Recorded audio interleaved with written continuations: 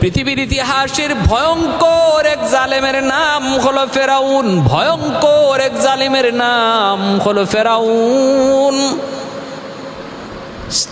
তার স্ত্রী আসিয়া তিনিও ঈমান এনেছেন মূসা নবীর উপর, স্বামীর উপরে নয়। স্বামীকে খোদা মানেন না। ফেরাউন নিজেকে খোদা বলে দাবি করে বসেছে। যারাই তারে খোদা মানে তাদেরকেই সে জীবন দেয়, যারা তারে খোদা মানে না তাদেরকে জীবন দেয় না, সাথে সাথে হত্যা করে ফেলে। মাসেতা সেও ছিল গোপনে গোপনে ঈমানদার একজন নারী, প্রকাশ করে না ফেরাউনের ভয়ে।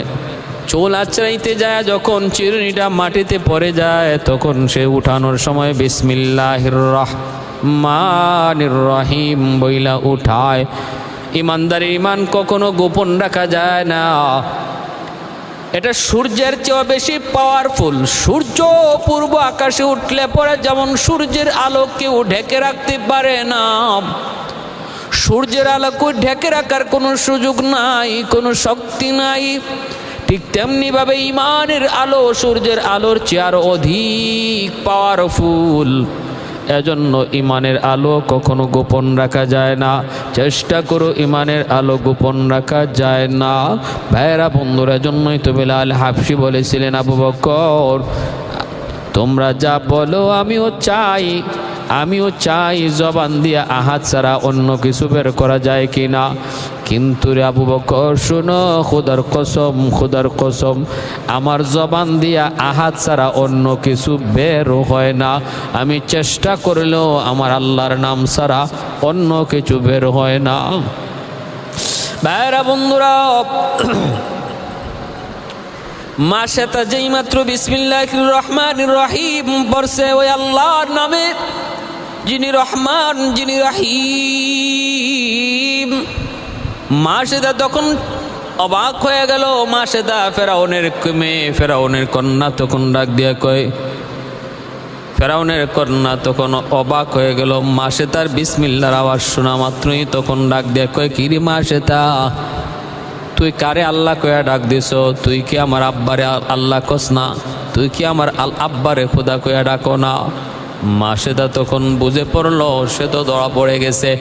যখন তার ঈমান প্রকাশই পেয়ে গেল, এটাকে আর মিথ্যা কথা বইলা গোপন রাখার কোনো সুযোগ নাই। কেমন করে সে মিথ্যা বলবে? কেমন করে বলবে তোমার বাবারে আমি খোদা কই? ঈমানদার ঈমান যখন প্রকাশ পেয়ে যায়, তামাম দুনিয়া যদি তার এক দিক দিয়ে দেওয়া হয়, অন্য দিক দিয়ে যদি তার ঈমান চাওয়া হয়, তবু ঈমানদার ঈমান দিতে রাজি হয় না। দুনিয়া দিতে রাজি হয়, ঈমান দিতে রাজি হয় না। মাসেদা তখন ডাক দিয়া কয়, না গো না, আমি তোমার বাবারে খোদা কই না, কারণ তোমার বাবা খোদা হইতেই পারে না।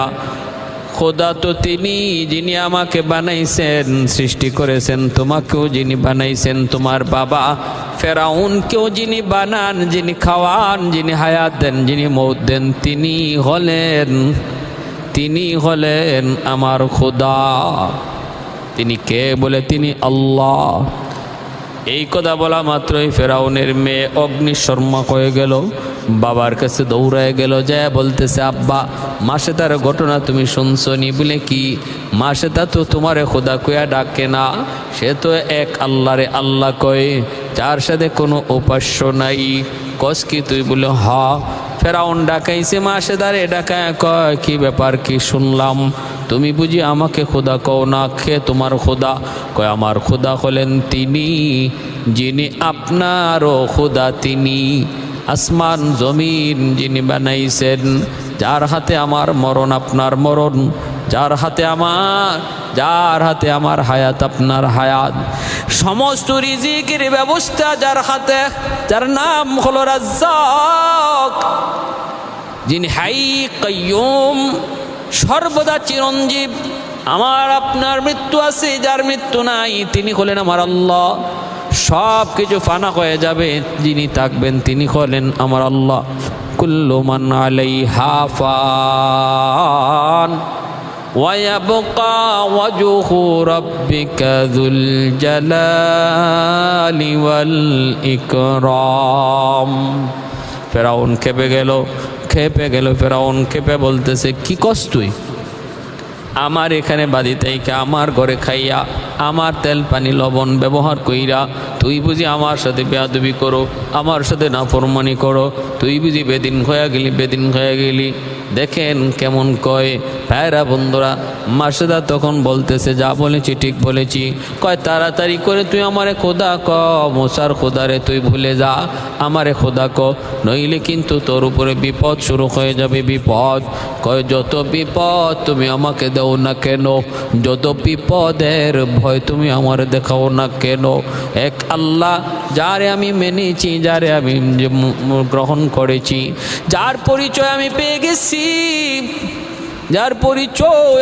গেছি তাকে আমি ভুলতে পারবো না তাকে ছাড়তে পারবো না প্রয়োজনে তোমার যা মন চায় তুমি তা করো আমি প্রস্তুত জীবনের ভয় দেখায় কোনো লাভ নাই আমাদের মৃত্যুর ভয় দেখায় কোনো লাভ নাই ইব্রাহিম খলিলুল্লাহর উত্তরসূরি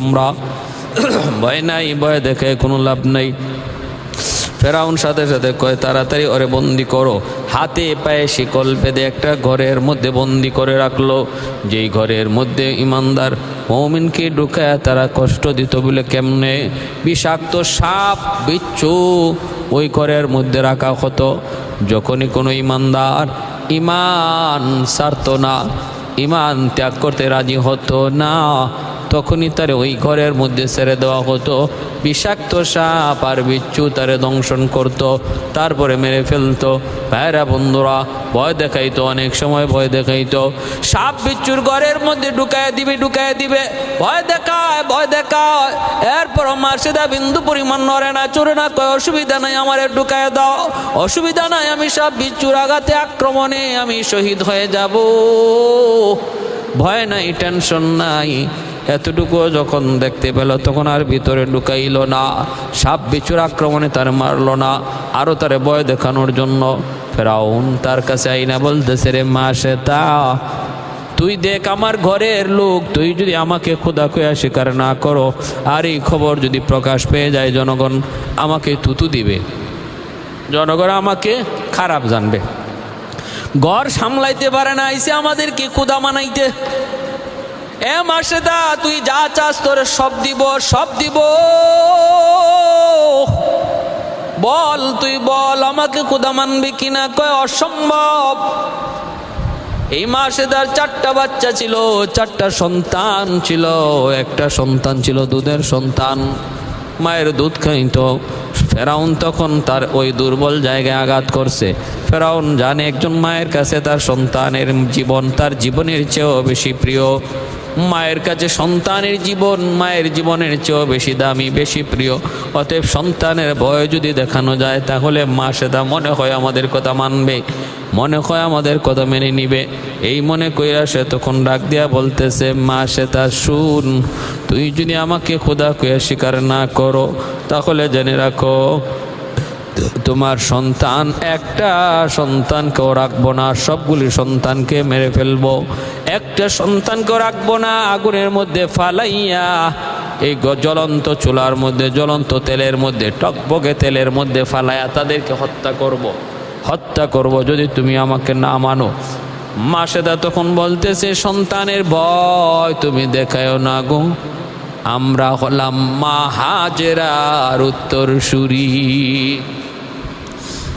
আমরা মা হাজেরার উত্তরসূরি সন্তানের ভয় দেখায় কোনো লাভ নাই সন্তানের ভয় দেখায় কোনো লাভ নাই যেই মা হাজেরা আল্লাহর জন্য সন্তানকে কুরবানি দিতে প্রস্তুত ছিলেন যেই মা সন্তান লয়া নির্বাসনে গেছেন বনবাসে গেছেন যেই মা দুধের সন্তান আল্লাহর জন্য কুরবানি দিতে যেই মা রাজি আমরা ওই মায়ের উত্তরসূরি অতএব সন্তানের ভয় ভীতি দেখায় কোনো লাভ নাই এই কথা বলার পর মাসেদার বড় ছেলেটারে আগুনের মধ্যে ফালায় দিল এই টকবগে তেলের মধ্যে ফালায় দিল মুহূর্তের মধ্যে ভাজা ভাজা হয়ে গেছে গোশতগুলা খসে পড়ে গেছে হাড্ডিগুলা তেলের মধ্যে ভাইসা উঠছে মার দিল তখনও নরম হয় না, নরম হয় না।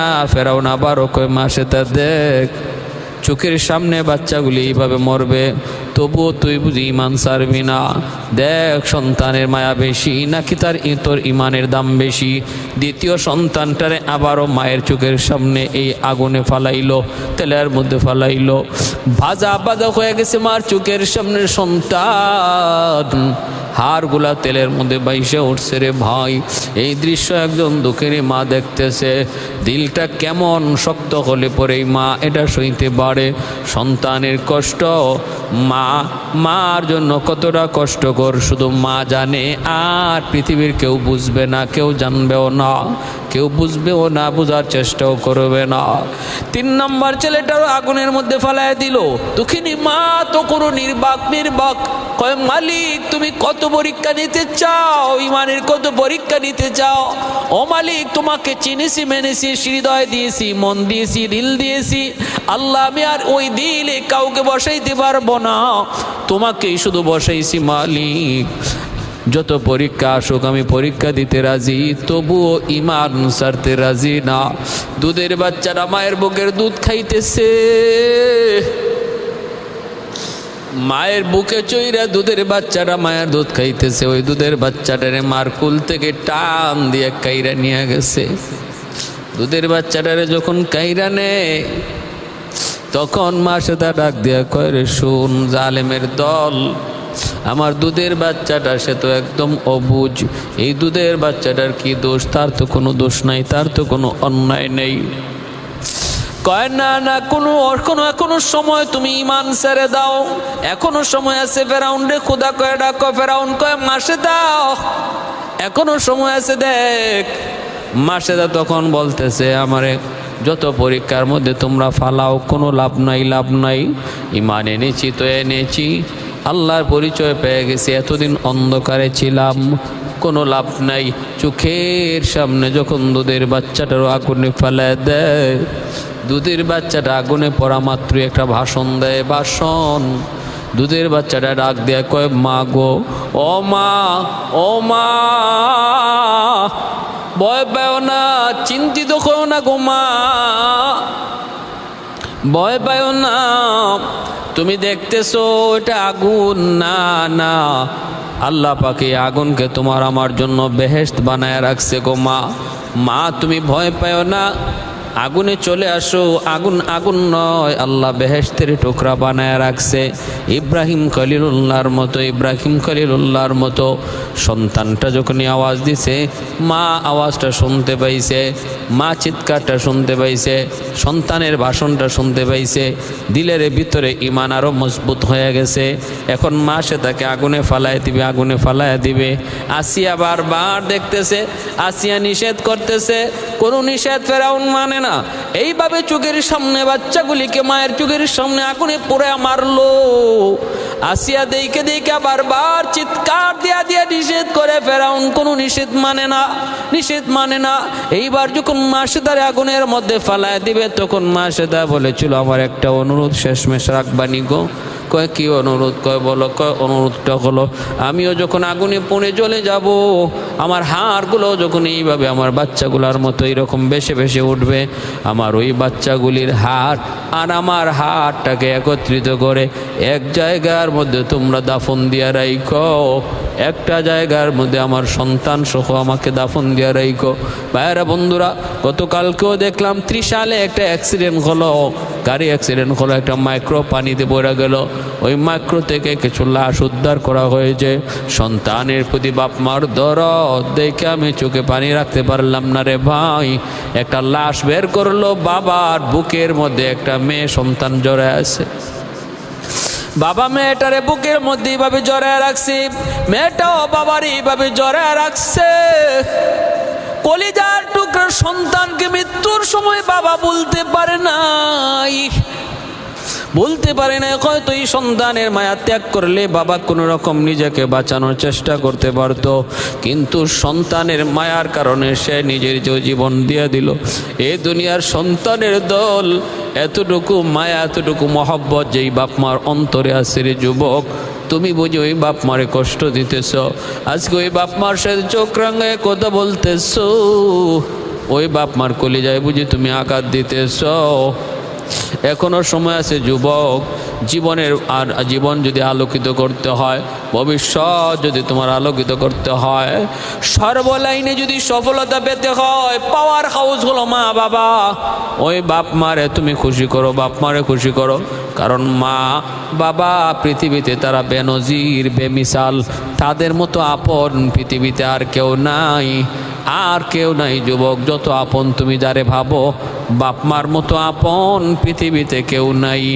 এজন্য বাপ মার মনে কষ্ট দিও না আল্লাহর গোলাম। হাতে ধরে বলি, পায়ে ধরে বলি, যদি কষ্ট দিয়া তাকে মাপ চেয়ে নাও, নতুবা ভবিষ্যৎ অন্ধকার হয়ে যাবে। পড়ালেখার মধ্যে কোনো সফলতা পাইবা না, চাকরি বাকরির মধ্যে প্রমোশন হবে না, ব্যবসা বাণিজ্যে তুমি সফলতা পাইবা না, তোমার সন্তানও মানুষের মতো মানুষ হবে না। ভাইরা বন্ধুরা, এজন্য বলতেছিলাম রে ভাই, মা সে বলতেছে আমার মৃত্যুর পর আমার আর আমার সন্তানের হাড়গুলি একটা জায়গায় তোমরা কবর দিয়ে রাখো, মাটি চাপা দিয়ে রাখো। ওনার শহীদ হওয়ার পর ফেরাউনের গোষ্ঠী তখন এই কামটা করছে, মাটিতে তারা এরকম হাড়গুলি দাফন করে রাখছে।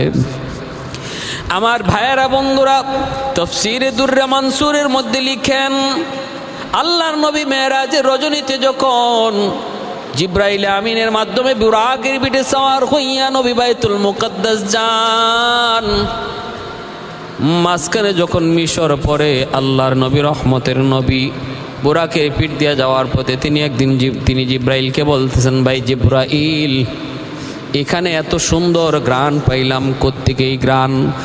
এই গ্রান তো জান্নাতি গ্রান, এটা দুনিয়ার কোনো গ্রান আমার কাছে মনে হইতেছে না। আর জান্নাতি গ্রান, জান্নাতি সুগ্রান এখানে কোত্থেকে আসলো? জিব্রাইল আমিন আল্লাহর কাছে জানতে চাইলেন, আল্লাহ জানায় দিলেন, বন্ধুকে জানায় দাও, যেই জায়গাটা দিয়ে তোমরা অতিক্রম করতেছো এই জায়গাটা হলো মিশর।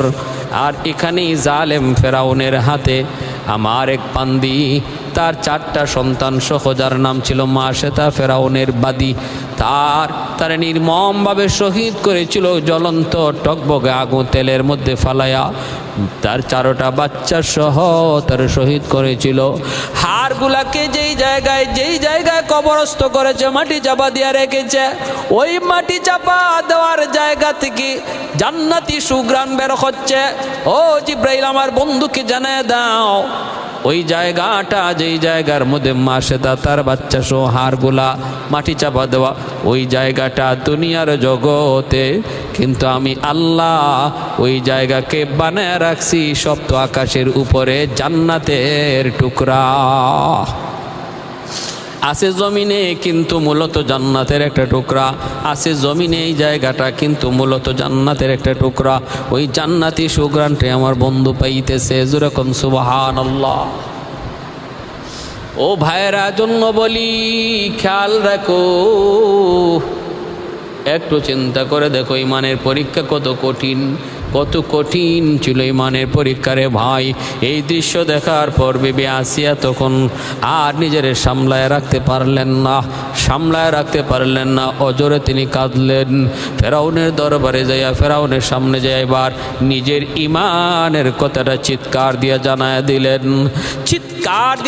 দিলেন, বলতেছেন, এ ফেরাউন, ভালো করে শোনো কথা বলে, এতদিন পর্যন্ত আমিও ইমানকে গোপন রেখেছিলাম, আজ মাশেতা আমাকে শিক্ষা দিয়া গেছে জীবনের চেয়ে ইমানের দাম বেশি। জীবন যাবে তবুও ইমান দেয়া যাবে না। আজ আমিও তোমার সামনে ঘোষণা দিলাম, আমি আসিয়া ও মুসার খোদার উপর ইমান এনেছি। তোমাকে আমি খোদা বলে জানি না, মানি না। বললাম মাত্রই ফেরাউনের মাথা আবারও গরম হয়ে গেল। ফেরাউন বলতেছে, আসিয়া তুমি কও কি?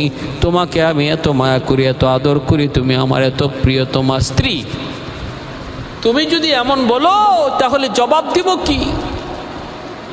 এ আসিয়া পাগলামি করো না, পাগলামি করো না, এমন করো না। কিন্তু আসিয়া বলতেছে এটা পাগলামি নয়, এটাই অরিজিনাল, এটাই সত্য।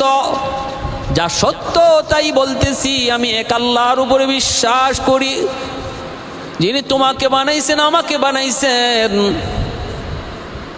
ফেরাউন কত বড় জালেম, ফেরাউন কত বড় জালেম। মুসা নবীর একদিন বলেছিল, মুসা তোমার খোদা কি পারে? কয় আমার খোদা জীবন দেয়। আর কি পারে? কয় আমার খোদা মৃত্যু দেয়। ফেরাউন কয় তাহলে আমিও জীবন দেই, আমিও মৃত্যু দেই। কেমনে? জেলখানা থেকে দুইজন মানুষ আনলো, একজনকে চোখের সামনে হত্যা করে বললো দেখো তারে আমি মরণ দিছি, আর একজনকে নামাইরা সাইরা দিল, কয় দেখো আমি তারে জীবন দিছি। জেলও দেয় নাই, তারে মুক্ত করে দিছে। একজনকে জীবন দিছি, আরেকজনকে মৃত্যু দিছি। আল্লাহর নবী মুসা কালিমুল্লাহ চিন্তায় পড়ে গেলেন, হারামি তো বহুত বড় হারামি, হারামি তো বহুত বড় হারামি, ওরে কেমন করে সামলাই? মুসা নবী এইবার বলেন ঠিক আছে বুঝছি, তুমি জীবন দাও, তুমি মরণ দাও, তাহলে একটু বলো তো আমার আল্লাহ সূর্য পূর্ব দিকে উঠায়, পশ্চিম দিকে অস্ত নেই।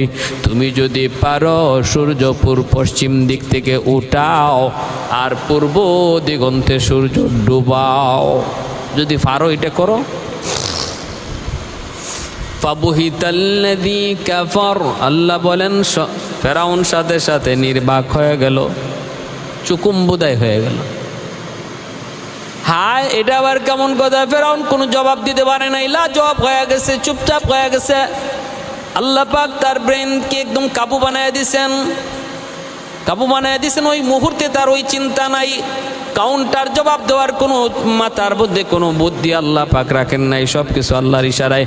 আমার ব্রেইনের ভিতরে কখন কোন চিন্তা আসবে এটা আল্লাহর ইশারায়। এজন্য রে ভাই, সর্বদা আল্লাহর রহমত চাইতে হবে, আল্লাহর দয়া মায়া চাইতে হবে। আল্লাহ আমার ব্রেইনের মধ্যেও তুমি নেক কাজের প্রতি আগ্রহ, নেক কাজের চিন্তা ঢুকাইও, মন্দ কাজের চিন্তা থেকে আমার ব্রেইনটারে তুমি হেফাজত কইরো। এটাও আল্লাহর কাছে চাইতে হবে, এটাও আল্লাহর কাছে চাইতে হবে, আল্লাহর কাছে চাইতে হবে। ফেরাউন যদি ওই সময়ে বলতো আমি তো সূর্য পূর্ব দিক থেকে উঠাই, পশ্চিম দিকে অস্ত নেই, তুমি তোমার আল্লাহকে বলো তিনি যেন পশ্চিম দিক থেকে উঠায়, পূর্ব দিকে অস্ত নেই, এমনটা যদি বলতো তাহলে কিন্তু সাময়িক সময়ের জন্য হলেও একটু মুসা নবীকে পেছে ফেলাই দিতে পারতো। মুসা নবী আল্লাহর কাছে বলতে হতো মালিক সূর্য তুমি পূর্ব দিক থেকে নয় পশ্চিম দিক থেকে উঠাও।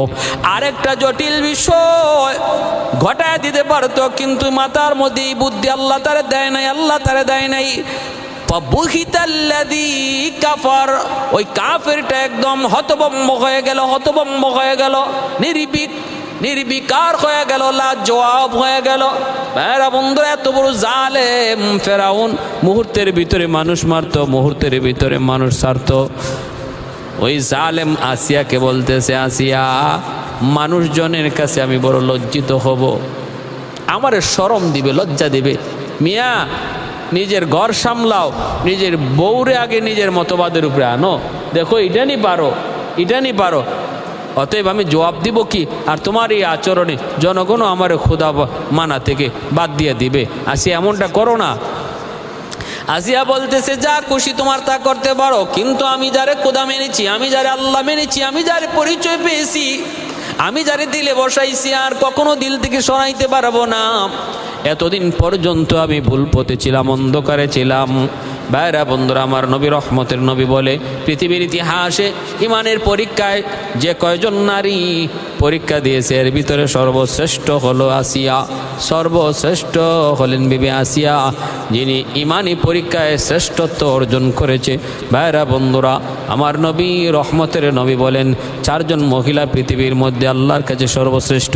এক হলো আসিয়া, আরেক হলো মরিয়ম, আরেক হলো খাদিজা, আরেক হলো আমার নবীর কলিজার টুকরা মেয়ে ফাতেমা। এই চারজনের ক্ষেত্রে নবী বলেন এই চারজন মহিলা হলো পৃথিবীতে সর্বশ্রেষ্ঠ মহিলা আল্লাহর দরবারে। ফেরাউন কয় তাহলে প্রস্তুত হয়ে যাও, শাস্তির জন্য প্রস্তুত হয়ে যাও। কেমনে? হাত পা বাঁধল, হাত পা এইভাবে ছড়ায় বাঁধল। এরপরে ফেরাউন জুলুম শুরু করলো। ডান হাতের মধ্যে ফেরাক মারলো, বাম হাতের মধ্যে পেরাক মারলো, পেরাক ঢুকাইল। দুনো পায়ের মধ্যে দুটা পায়ের মধ্যে পেরাক মাইরা এইভাবে আসিয়া বেবে আসিয়াকে এইভাবে লটকায় রাখলো রে ভাই। এজন্য ফেরাউন রে কয় পেরাক গে ফেরাউন শয়তান রে কি কয় এরে কি কয় ফেরাক মারণ্য ফেরাউন। ফেরাউন এর জুলুমের একটা সিস্টেম ছিল, একটা এর কৌশল ছিল যে এরকমভাবে হাত পা চারদিকে লটকাই দিয়া এরকম পেরেক ঢুকাই দিত। ভাইয়েরা বন্ধুরা আসিয়া এইভাবে নির্যাতন চালায় দিছে, এইভাবে নির্যাতন, জুলুমের পর জুলুম। এরপর আল্লাহর বান্দি কয় না, আমার দ্বারা সম্ভব না, আমি তোমাকে কখনো খোদা বলে মানতে পারি না, আমি তোমাকে খোদা বলে মানতে পারি না। ভাইরা বন্ধুরা, নির্যাতনের উপরে নির্যাতন চালাইতে লাগলো রে ভাই। এরপরও কিন্তু তিনি ইমান ছাড়তে রাজি না। আমার ভাইয়েরা বন্ধুরা, ফেরাউন যখন পেরাক মাইরা এইভাবে মৃত্যু কুলে ফালায় দিছে, তখন আল্লাহর বান্দি আল্লাহর কাছে দোয়া করে, মালিক, ও মালিক, আমি তো তোমার জন্য মৃত্যুকে বরণ করে নিয়েছি, আমি তো তোমার জন্য যন্ত্রণাদায়ক মৃত্যু বরণ করে নিয়েছি। মালিক, আমার কোনো আপত্তি নাই, আমার কোনো কষ্ট নাই আল্লাহ, তবে এতটুকু তোমার কাছে আমার আবদার, আল্লাহ জান্নাতে তুমি আমার জন্য একটু ঘর বানায় দাও, আমার জন্য জান্নাতে একটি ঘর বানায় দাও। ফেরাউনের জুলুম থেকে আল্লাহ তুমি আমারে বাঁচাও, ফেরাউনের নির্যাতন থেকে আল্লাহ তুমি আমারে বাঁচাও। মার ভাইয়েরা বন্ধুরা, বিবি আসিয়া যখন এইভাবে আল্লাহর কাছে কাঁদতেছে, আল্লাহ পাক তার দোয়া কবুল করে নিয়েছে।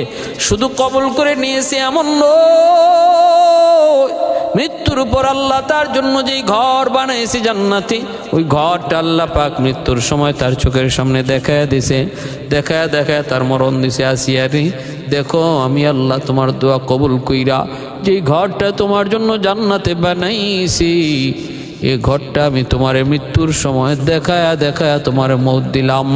এজন্য বিবি আসিয়ার মৃত্যুর সময় বিন্দু পরিমাণও কোনো কষ্ট লাগে নাই। মনে রাখবা, শহীদ যারা হয় আল্লাহর রাস্তায়, এদের মরণের কোনো কষ্ট নাই।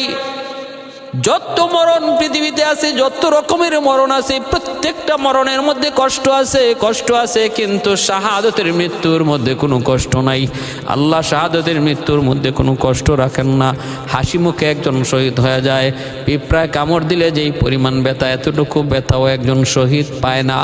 যে আল্লাহর রাস্তায় জীবন দেয়, আর শহীদ যে হয় আল্লাহর রাস্তায়, তার জীবনের কোনো ধরনের হিসাব আল্লাহ নেয় না, তার জীবনের হিসাব নেয় না।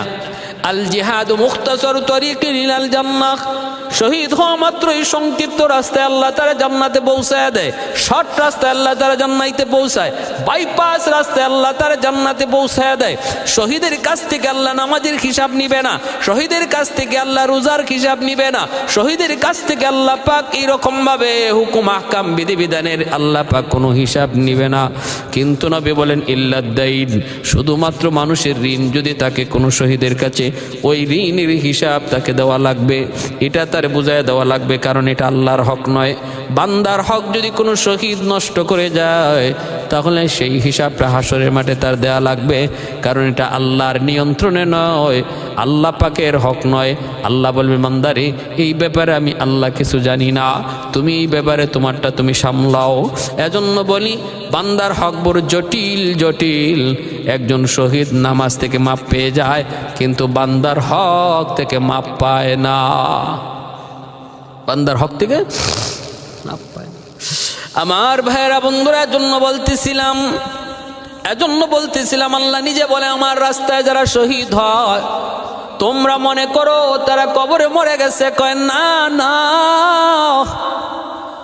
তারা কবরে মরে নাই, তারা জীবিত। ولا تقولوا لمن يقتل في سبيل الله أموات بل أحياء ولكن لا تشعرون।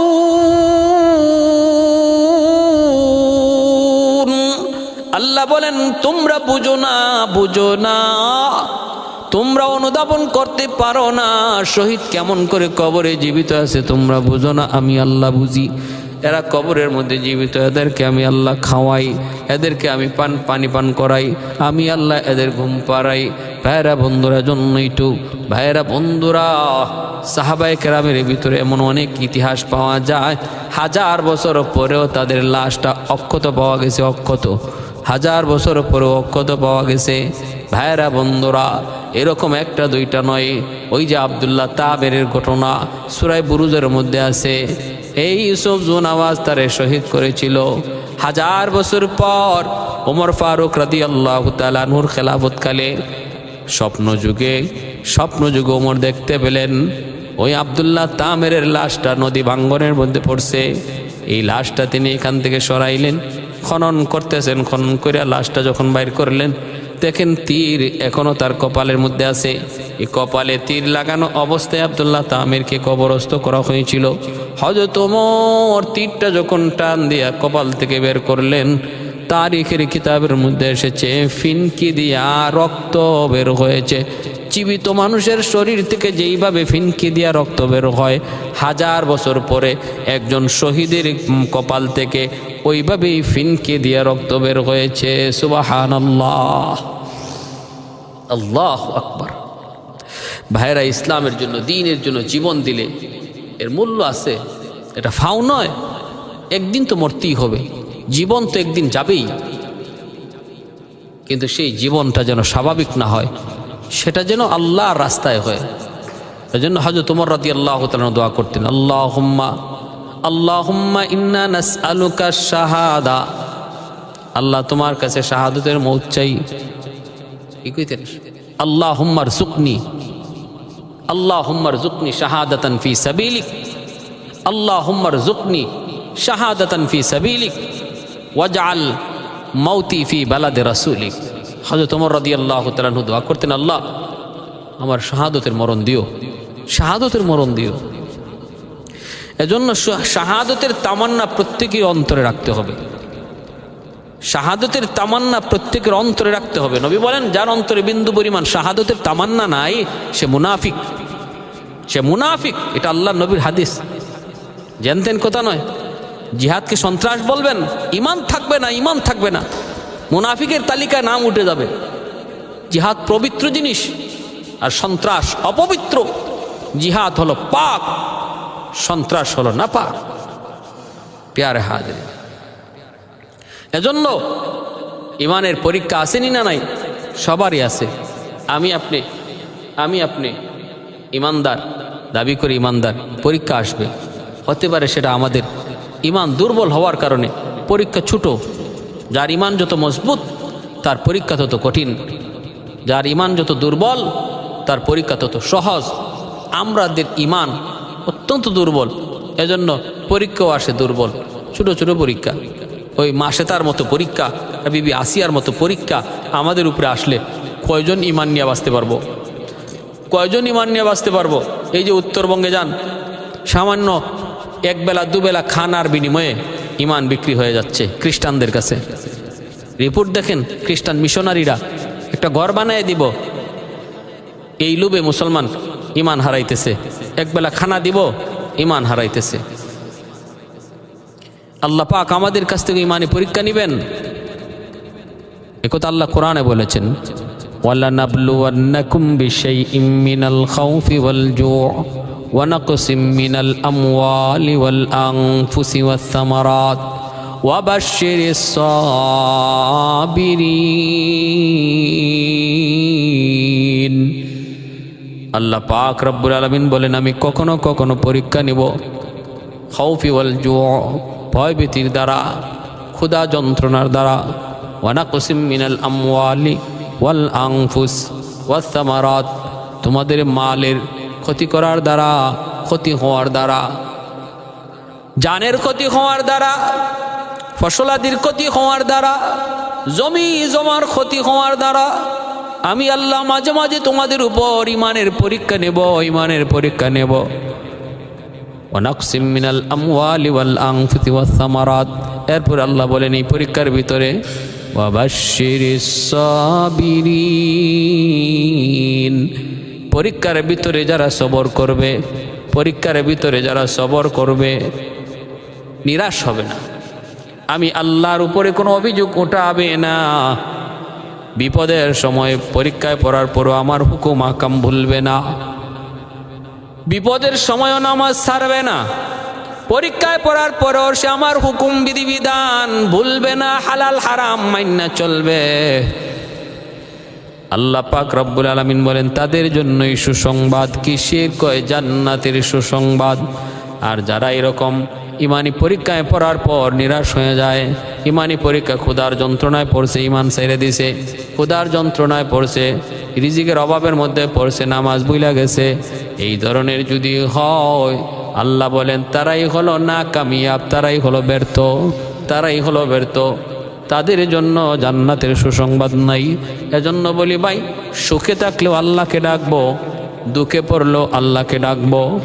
সুখে থাকলে শুকরিয়া আদায় করব, আর কষ্টে পড়লে সবর করব, কষ্টে পড়লে সবর করব। এই কথাটাই তো আল্লাহ রাসূল সাল্লাল্লাহু আলাইহি ওয়াসাল্লাম তার হাদিসের মধ্যে বলেছেন। কি বলেছেন? সুন্দর কথা বলেছেন আল্লাহর নবী। রাসূল করিম সাল্লাল্লাহু আলাইহি ওয়াসাল্লাম তার হাদিস শরীফের মধ্যে এই কথা বলেছেন, যখন তোমরা এরকম করো, ওয়াইন আসাবাতুহু সাররা শাকারা ওয়া ইন আসাবাতুহু দাররা সাবারা। ইন আসাবাতুহু সাররা শাকারা ওয়া ইন আসাবাতুহু দাররা সাবারা। নবী বলেন যখন তুমি বিপদে পড়ো, যখন তুমি সুখে থাকো তখন শুকরিয়া আদায় করো, আর যখন তুমি কষ্টে পড়ো তখন তুমি সবর করো। আর আল্লাহ বলেছেন ওয়াবাশশিরিস সাবিরিন, আমি সবরকারীদেরকে সুসংবাদ দিলাম জান্নাতের সুসংবাদ।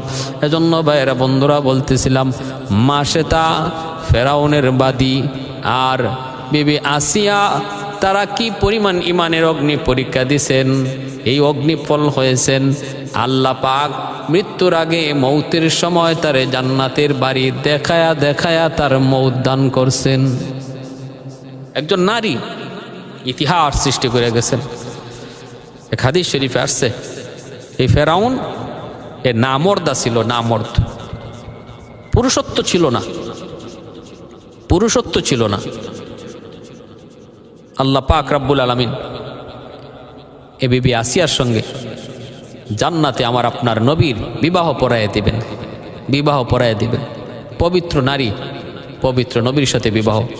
ফেরাউন অপবিত্র, বিবি আসিয়ার সাথে বিবাহ হয়েছে, এক বিছানায় শুইছে, কিন্তু মিলন হয়নি, কারণ আল্লাহ তার নামর্দ পুরুষত্ববিহীন বানায় রাখছেন। আল্লাহ বিবি আসিয়াকে ইনটেক হিসাবে রেখে দিয়েছেন আমার নবীর জন্য, রহমতের নবীর জন্য। প্যারে হাজিরিন, এই জন্য পৃথিবীতে আল্লাহ পাক যে কথা বলছেন, যারা ভালো তার সঙ্গীও পাবে ভালো, যে খারাপ সে সঙ্গীও পাবে খারাপ, বলেন না? আল্লাহ পাক এই কথা বলেছেন। হ্যাঁ, যে ভালো তার জন্য ভালো, যে খারাপ তার জন্য খারাপ, যে খারাপ তার জন্য খারাপ।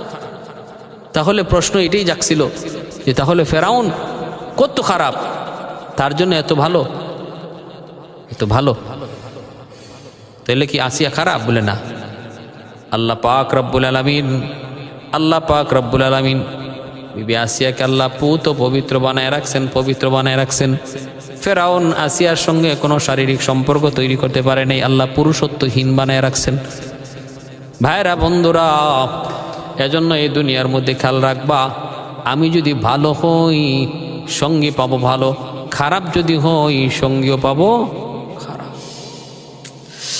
আল্লাহ আমাদের সবাইকে দিন বুঝার, দিন মান্যে চলার এবং সর্বপ্রকারের বিপদ আপদ মুসিবত ইমানি পরীক্ষা আসলে সবর করার, আল্লাহর বিধান যথাযথ মানার তৌফিক আল্লাহ দান করুন। আমাদের সমাজে মুসলমানের ভিতরে এমন আছে যারা আজকে এই কথাটা বুঝে না। ভাই, ইমানের মতো এত বড় দৌলত সে নষ্ট করতেছে কিছু হারাম কাজে লিপ্ত হওয়ার দ্বারা। একটা ঘটনা আমি আপনাদেরকে শোনাই, যে মুসলমান ইমানদার সে যদি ইমানের মর্যাদা মূল্য না বুঝা সে দৌলতে ইমানকে নষ্ট করে, তার পরিণতিটা কেমন হয়, পরিণতিটা কেমন হয়। ঘটনাটা উল্লেখ করেছেন আল্লামা শামসুদ্দিন জাহাবি রহমতুল্লাহি আলাইহি। আল্লামা শামসুদ্দিন জাহাবি রহমতুল্লাহি আলাইহি তার কিতাবের মধ্যে এই ঘটনা এনেছেন। খলিফা আব্দুল মালিক ইবনে মারওয়ান তার দরবারে এক যুবক এসে বলতেছে, ইয়া খলিফাতুল মুসলিমিন ইন্নী ইরতাকাবতু যামবান আযীমা ফাহাল্লি তাওবাতান ফাহাল্লি মিন তাওবাতিন। বলতেছে, খলিফা আমি বহুত বড় অন্যায় করেছি, বহুত বড় গুনাহ করেছি, আমার কি কোনো তওবা আছে? খলিফা বলেন, জাম্বি মা জাম্বুক, তোমার অপরাধটা কি? সে বলে, জাম্বি আযীম, বহুত বড়। খলিফা বলতেছেন, তুবু ইলাল্লাহি আযজা ওয়া জাল্লা, আল্লাহর কাছে তওবা করো, আল্লাহ যত বড় গুনাহ হোক না কেন আল্লাহ মাফ করে দেয়। এই কথা বলার পর তখন কি করলো? সে বলতেছে, আমি হলাম এক চোর, আমি চুরি করি, কিন্তু সাধারণ চুরি না, কাফন চুরি করি, কাফন চুরি করি, কাফন চোর হলাম আমি। আজকে 1-2 বছর নয়, 8 বছর যাবৎ কাফন চুরি করি। যেই মানুষটাকে দিনের বেলা আমি নিজেও দাফন করি কবরে, রাতের বেলা যাইয়া কবর খুঁজা তার কাফন চুরি করি, এই কাফন বাজারে বিক্রি করি। নাউজুবিল্লাহি মিন যালিক। কত রকমের চোর আমাদের দেশেও, কত রকমের চোর আছে। এক চোর আছে মসজিদের জুতা চুরি করে, আসেনি না নাই? মসজিদের জুতা চুরি। এই কদিন আগে মাগরিবের টাইমে আমার মসজিদে 5 জোড়া জুতা নাই, 5 জোড় একসাথে নেই।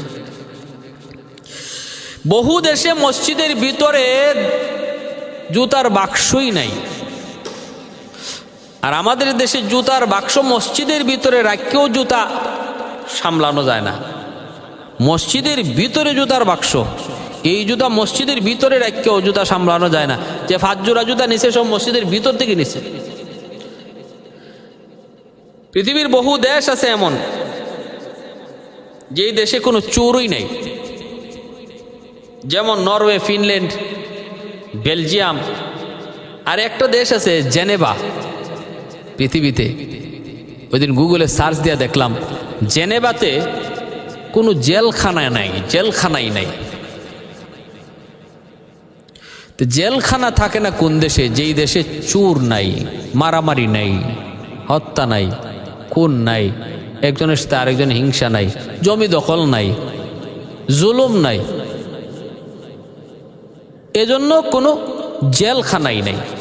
আর আমাদের দেশে জেলায় জেলায় জেলখানা বানাইও জেলে জায়গা হয় না, ঠিক না? ওই যুবক বলতেছে, আমি 8 বছর যাবৎ কাফন চুরি করি। গত রাত আমি গেলাম কাফন চুরি করার জন্য, কবর খুঁজলাম, তাকায়া দেখি কাফনটা খোলা মাত্রই দেখি ওই মানুষটা যারে আমি নিজে রাখলাম কবরে, সে আর মানুষ নাই, চেহারাটা শুয়োরের চেহারা হয়ে গেছে, শুয়োরের চেহারা। ফারাআইতু সাহিবাহা কাদ হুবিলাল খিনজির, চেহারাটা শুয়োরের চেহারা হয়ে গেছে। বেহুশ হয়ে ফাখিফতু মিনহু, আমি ভয় পেয়ে গেলাম, কবরের মধ্যেই পড়ে গেলাম, বেহুশ হয়ে গেলাম। ফজরে আজানের আওয়াজে আমার একটু হুঁশ ফিরল। তারপরে আমি আল্লাহর কাছে কাঁদতে শুরু করলাম, মালিক, জীবনে বহু অন্যায় করেছি, আর জীবনে অন্যায় করব না। আল্লাহ তুমি আমাকে মাফ করো, আল্লাহ তুমি আমারে মাফ করো, আমি আর জীবনে চুরি করবো না। যখন তওবা করলাম, গাইবে একটা আওয়াজ আসলো, আলা তাসআলু আন আমালিহি, তুমি কি তার অপরাধ সম্পর্কে আমাকে জিজ্ঞেস করবা না? কোন অপরাধের কারণে আমি তারে এই শাস্তি দিলাম? লিমাযা ইউআযাবু ইয়া রাব, আমি বললাম, মালিক, কোন কারণে সে তারে তুমি এই শাস্তি দিয়েছো? আওয়াজ আসলো, গাইবি আওয়াজ, কানা ইয়াশরাবুল খামরা ওয়া মাতা মিন গায়রি তাওবাতিন। শোনো রে বান্দা আমার, ওই গোলাম সে ইমানদার মুমিন, কিন্তু সে শরাব পান করতো, মদ খাইতো, নেশা করতো, কিন্তু মৃত্যুর সময় তওবা ছাড়া মৃত্যুবরণ করেছে। ইমানের মতো এত বড় দৌলত আমি আল্লাহ তারে দিলাম, ওই দৌলতের কোনো হেফাজত তার কাছে ছিল না। আজকে আমাদের সমাজে যে সমস্ত ভাইয়েরা এত বড় দৌলত ইমান পাওয়ার পরও আজকে শরাব খাইয়া, নেশা কইরা, ভ্রান্ত পথে, ভ্রষ্ট পথে চইলা যারা ইমানের মতো দৌলতকে নষ্ট করতেছ, একটু চিন্তা করো গোলাম, একটু ভাবো মৌত কার কখন কোন টাইমে হাজির কেউ জানে না। তোমার আমার মরণ যেন হারাম কাজে লিপ্ত থাকা অবস্থায় না হয়। নবী বলে হারাম কাজে লিপ্ত থাকা অবস্থায়, হারাম কাজে অভ্যস্ত থাকা অবস্থায় যদি কারো মরণ হয়, আল্লাহ পাক রব্বুল আলামিন তার মৌতের সময় দৌলতে ঈমান তার সাথে দেয় না। এজন্য রে ভাই, বাস্তব একটা ঘটনা শুনাইলাম। আল্লামা যাহাবী তার কিতাবের মধ্যে উল্লেখ করেছেন খলিফা আব্দুল মালিক ইবনে মারওয়ানের জমানার ঘটনা। এই যুবক চেহারা শুয়োরের চেহারা হয়ে গেছিল, শুয়োরের চেহারা হয়ে গেছিল, ভাইরা খিনজিরের চেহারা হয়ে গেছিল। কেন? শরাব খাইতো, শরাব খাইতো, মদ খাইতো, নেশা করতো, কিন্তু মৃত্যু হয়েছে তওবা ছাড়া। এজন্য এখনই সময় যুবক, যা করছো করছো, হাতে ধরি পায়ে ধরি বলি, এখনই সময় তুমি গাঞ্জা ছেড়ে দাও, নেশা করা ছেড়ে দাও, মদ খাওয়া ছেড়ে দাও। কারণ এই অবস্থায় যদি তোমার মরণ হয়, একটা ঘটনার দ্বারা আল্লাহ ইঙ্গিত করে দিলেন, কবরে যাইতে দেরি চেহারা শুয়োরের চেহারা হইতে দেরি হবে না। মুসলমানের সন্তান হইয়া বেঈমান অবস্থায় মৃত্যুবরণ হবে। আল্লাহ আমাদের সবাইকে ইমানের কদর বুঝার, আর যেই সমস্ত বদ আমলের দ্বারা ইমান দুর্বল হয়ে যায়, নষ্ট হয়ে যায়, এই বদ আমলগুলা থেকে আল্লাহ আমাদের সবাইকে বাঁচার তৌফিক দান করুন। আর ইমানি পরীক্ষা ছোট হোক বড় হোক, আল্লাহ পাকের কাছে সর্বদা একথা চাও, আল্লাহ তোমার ইমান আমার বড় দুর্বল, আমার ইমানি পরীক্ষা ফালাইও না। আল্লাহ যদি পরীক্ষায় ফালাও, ধৈর্য ধরার ক্ষমতা তুমি আমাকে দিও। আল্লাহ সবর করার ক্ষমতা তুমি আমাকে দান করো। একথা আল্লাহর কাছে চাওয়া। আল্লাহ যেন আমাদের সবাইকে মহাদৌলত ইমান সাথে নিয়ে কবরে যাওয়ার তৌফিক দান করে। ওয়া আখির দাওয়ানা আনিল হামদুলিল্লাহি রাব্বিল আলামিন।